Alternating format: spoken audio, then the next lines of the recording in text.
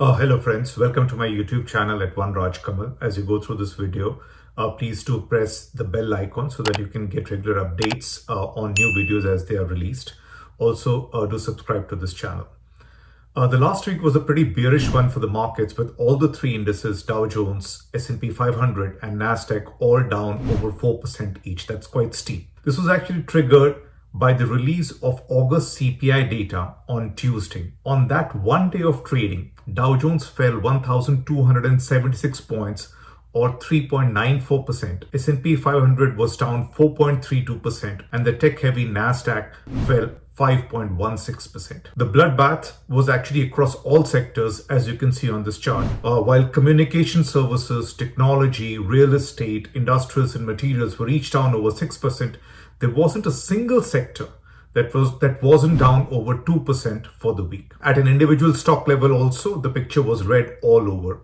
See this heat map and you will observe that all the big names, be it Microsoft, Amazon, Google, Apple, Meta, Visa, MasterCard, Berkshire, JP Morgan, Bank of America, Pfizer, AMGN, Coca-Cola, Pepsi, Walmart, FedEx, across sectors, everything was down, and by big percentage points.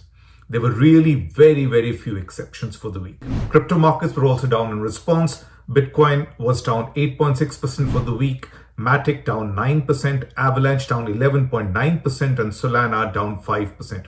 ETH was the hardest hit, down 19%. And as you can see in this chart, the decline in ETH actually accelerated after 15th September.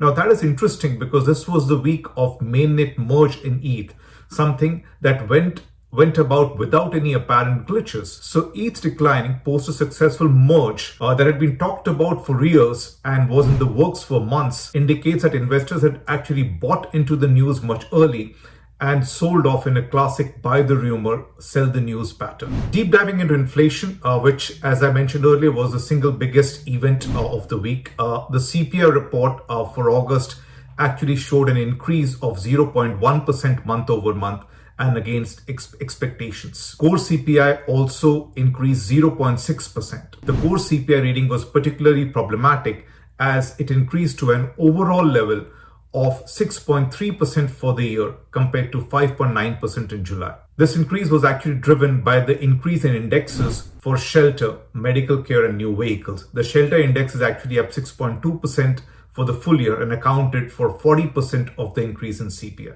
The question to ask is, why did CPI increase despite a decline in gasoline prices? The reality is that the US has been releasing from its strategic oil reserves since July this year, as you can see here.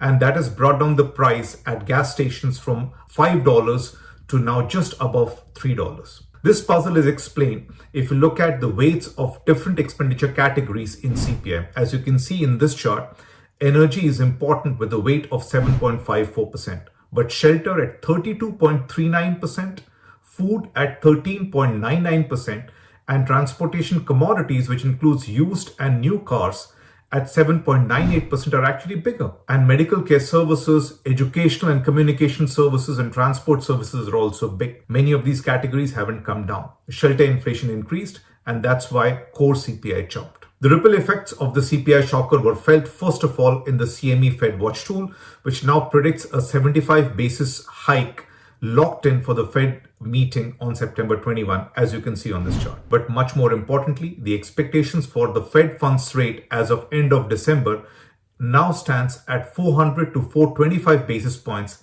up from 375 to 400 basis points about a month back. The high interest rate expectations also reflect in the yields on 2-year treasuries, which are now at a year high of 3.87%.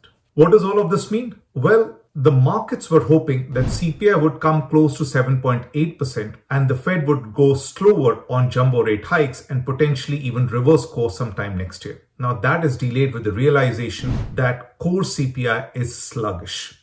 And remember that the Fed put has been the most important operative for markets since the Greenspan years, which suddenly at the start of 2022 disappeared. It is this delay and not much quibbling about a few basis points higher or lower in CPI that is prompting the sharp pullback.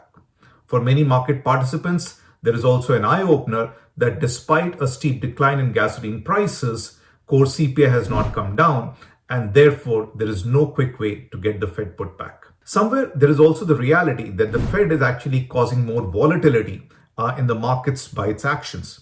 It delayed the liquidity injections way beyond what was necessary, causing markets to become really speculative and do excesses. Now the Fed is playing catch up to restore its credibility and fight inflation, and in the process doing these jumbo rate hikes, and therefore likely to break something which will cause volatility again.